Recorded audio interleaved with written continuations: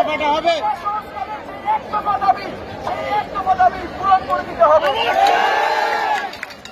বন্ধুগণ, আমরা এখানে দীর্ঘ স্থায়িত্ব করবো না। আজকে আমরা তাৎক্ষণিক প্রতিজ্ঞা জানিয়েছি, যদি এর মধ্যে ব্যবস্থা না